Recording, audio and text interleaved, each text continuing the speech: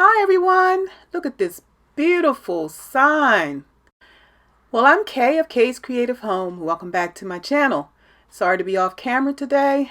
Got to do some more work around the house before I give you all those wide angle views again. So today we're going to be working on a summer wreath, and I'm going to start by getting all the components ready that I need. You see I've already cut 3 of my ribbon tails there in front, the yellow, green, and orange. And the one I'm working on now has orange slices on it. It is so cute. And so I've just wrapped it around my ruler 9 times, as I said, and removed the ruler. And then I'm going to cut both ends.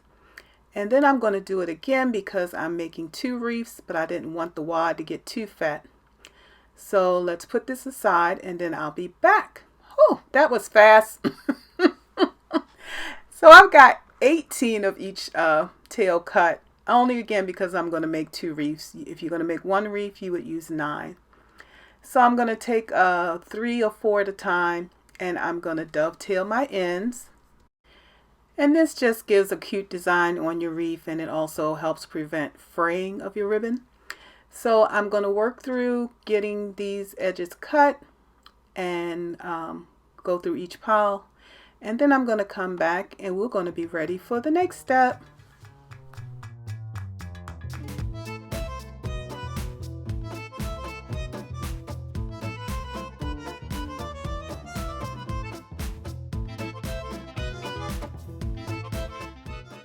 So the next step I want to prepare is the deco mesh, and I'm going to be cutting my 10-inch mesh in lengths of 20 inches, and I'm going to just do my 2 rolls at one time.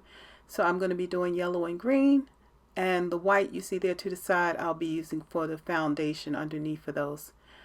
So I'm going to just whip on through cutting these, and then I'll be back again with the next step.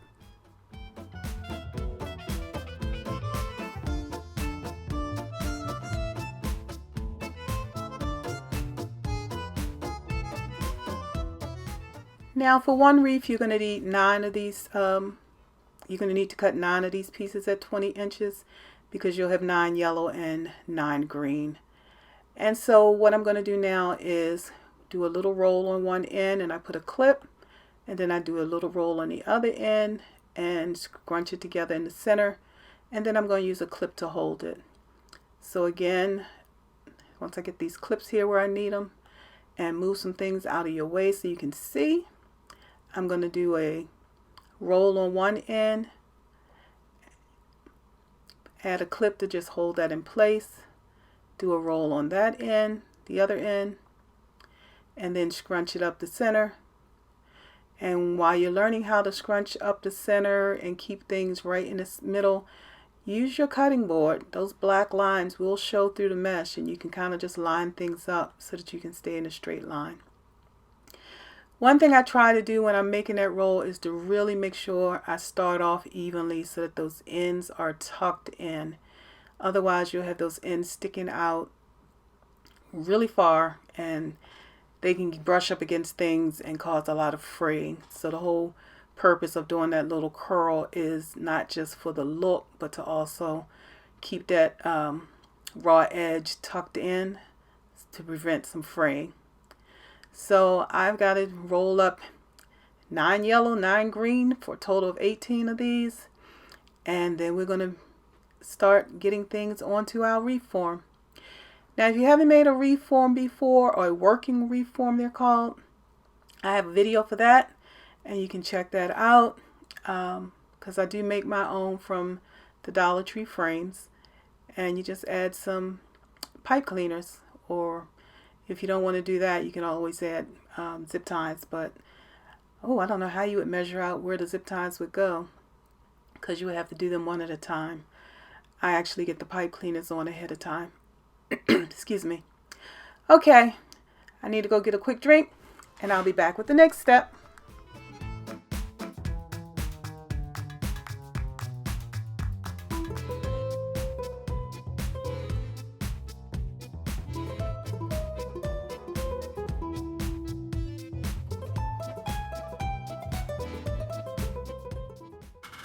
So you see I've got a ton of those I call them curly cues, made up, and some more rolls to the side there because I'm going to be making a second wreath, but I'll get those scrunched up later.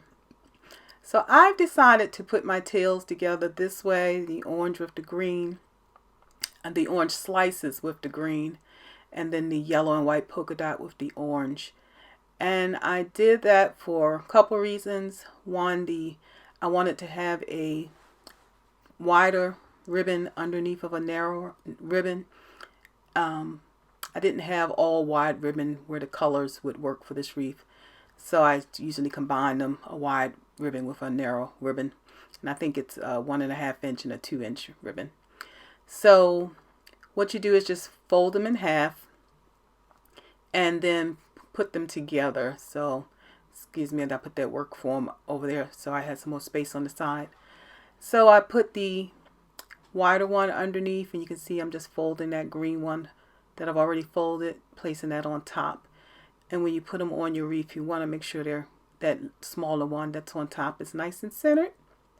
So I'm going to get 9 of these together, and then I'm going to continue doing that with the yellow and white polka dot and the orange, putting those two together, just to have everything ready for when we start adding to the wreath form.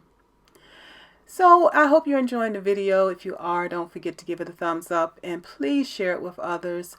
That helps our channels to grow immensely. And if you want to be notified when new videos are released, don't forget to hit the button, ring the bell, and you'll get those notifications, hopefully. Sometimes YouTube has a mind of its own, but hopefully you'll get the notifications and you won't miss out on the things that we're making here at Kay's Creative Home. I do want to thank everyone. I want to thank all the new subscribers. Welcome, and I'm so glad to have you here. I want to thank you all for helping me to, again, become a part of the YouTube Partnership Program. And that just means I get a small stipend when ads play in my videos. Excuse me. And I also just want to thank everyone for your comments you've been adding to my videos. It helps me a lot to hear your thoughts. One viewer reminded me that I wasn't giving measurements and counts, and I was like, oh man, I got to get back to that. Sometimes we get so used to doing things that we forget that we have newbies watching and they need to know measurements and counts for everything that we're doing. Alright, so again, you see those. I've got tons of ribbon and tons of rolls, again, because I'm making 2 wreaths. So the ribbons were cut at 12 inches, and you need 9 of each color. And we're going to finish putting these together, and then we'll move on to the next step.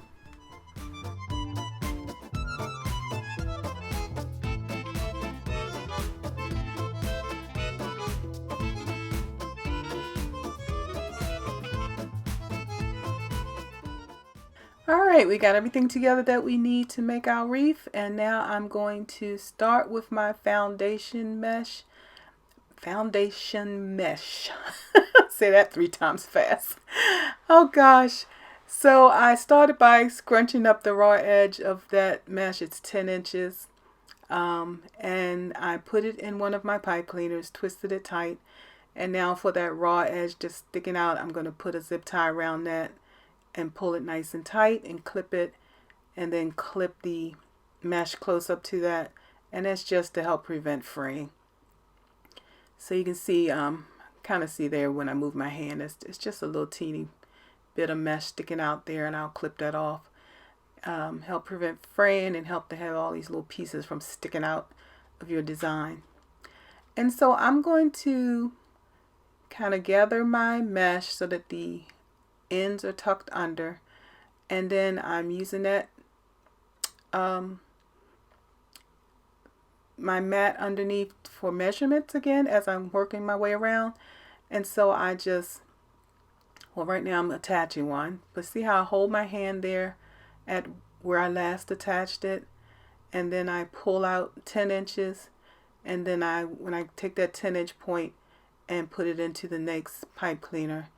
And I've just advanced a little bit so that I don't have to show me doing this 18 times. Don't think you want to sit through that.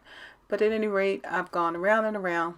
And I finished the top row, and now I'm going to just bring it down to the bottom row there where I'm working, and just put it in the pipe cleaner there, so you can see how they're two real close together there. And that's just bringing it to the bottom round. And so I make it a point that when I start, I make sure I start at a place where the top row and the bottom row has a pipe cleaner that's real close together, just for that purpose. You're not wasting a lot of mesh trying to get to that next pipe cleaner on the bottom row. Alright, so now I'm going to just work my way around the bottom here, again doing my 10 inches, and then we're going to move on to what? The next step.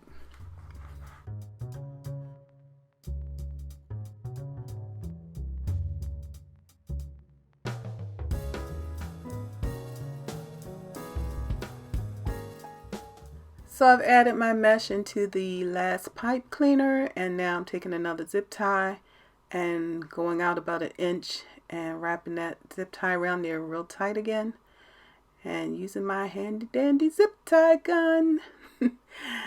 Love that thing. So anyway, now that I've got that zip tie on there, I can cut that mesh real close, and again, that just helps prevent it from fraying. Keeps everything real neat and organized. And so here's what it looks like when you get that last piece cut off in there. Okay, so you know what we do next? We fluff, fluff, fluff. The idea is to bubble out that mesh excuse me, while keeping the side ends tucked under. So I'm just going to work my way around, kind of feeling my way through there, making sure it's bubbled out as full as you can make it, because this is your foundation. This is what helps keep your top mesh that you're adding sitting up nice and makes your wreath look nice and full. You need this underneath to help. Okay, unless you want to make a flatter wreath, because sometimes people have screen doors that are, they don't have much space in between.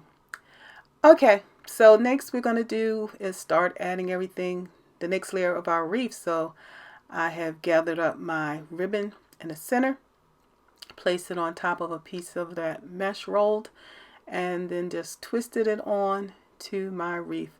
And I'm starting on the top round. Because I'm standing up, usually I start on the bottom round so I don't mash what's on the top. But I'm going to start on the top because I'm standing up, and I can easily work on the bottom without, mashing what I've done on the top. Okay, so I'm going to alternate colors. So the first one I did green, and I have the yellow and orange ribbon. And then this one is going to be yellow with the orange and green ribbon. And I just work my way around, alternating the colors. And that's how we're going to do this step. So while I'm working on that, I'm trying to decide what other types of wreath I want to make for the summer. I guess I got 2 or 3 weeks where I can make a few more summer wreaths. So give me an idea of what you'd like to see. You can leave that idea in the comments. I was thinking about what the possibilities are. I can do another, what is it called? Mermaid wreath, the mermaid tail. I have some meshed where I can make a seashell wreath. And then I have, what else do I have? I have some mesh where I can make a doggy wreath. Something for a little puppy. So those are the 3 things I can think of right away that I have available. So let me know which one you like to see. Mermaid tail, seashell, or a puppy wreath. Okay, let's get... Oh, it looks like I already finished the top layer. So now I'm about to... Am I ready to move to the bottom? No, it looks like I got one more. So I'm going to add this last one in. And then I'm going to step around to the side so that you can see a little better as I add the bottom layer in. All right, be right back.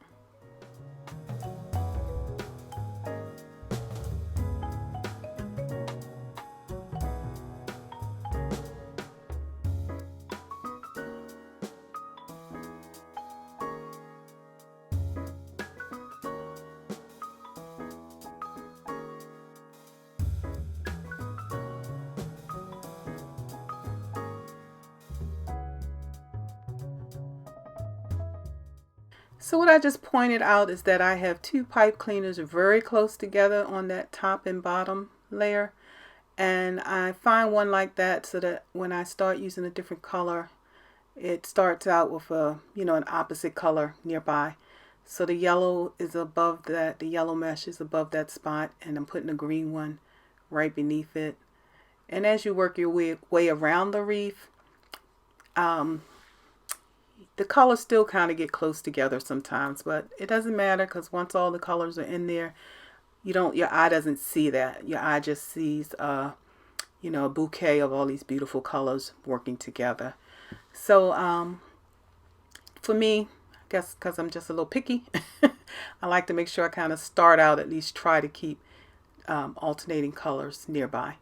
So I started with the green, and now you can see I'm doing a yellow. And again, I just go back to alternating. And I cut that pipe cleaner, and then I tuck in my ends. And I shape out the mesh a little bit so that it makes sure it's standing up. It doesn't get kind of mashed into the wreath as I'm working. And then I help to shape out the tails a little bit. I like to move mine, shape mine in like an X. But you'll see right here, sometimes I do the left side and I do the right side once I've added the next one. Because if you do the right side now and you add that next one, you're just going to mash it up again. So I'm going to add my green one and work my way around this wreath. And I'll be back in a second.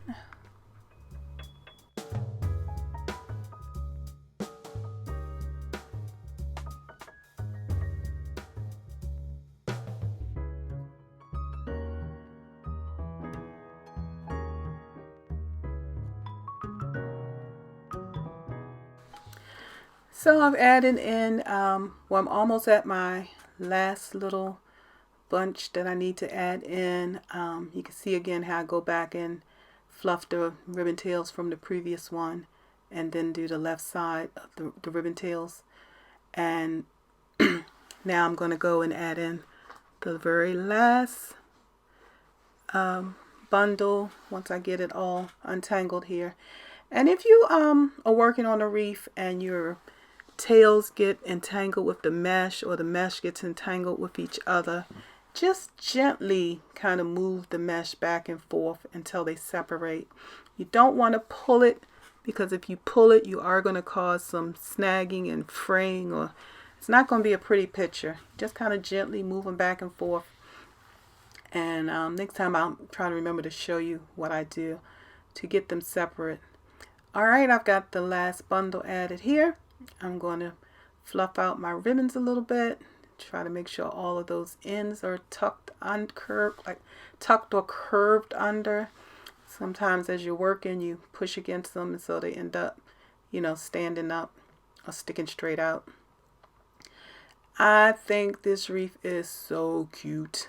I love something that's bright and cheerful. So here's how it's going to look with my sign. I decided I wanted to add some Mod Podge to it to make it more waterproof before I added it to the wreath. So I'm going to do that, take some pictures, and come back and show you how it will look on some different colored doors. So I'm going to do that in a minute. And while you're watching that, let me just thank you for spending this time with me. And I'll be talking with you again real soon.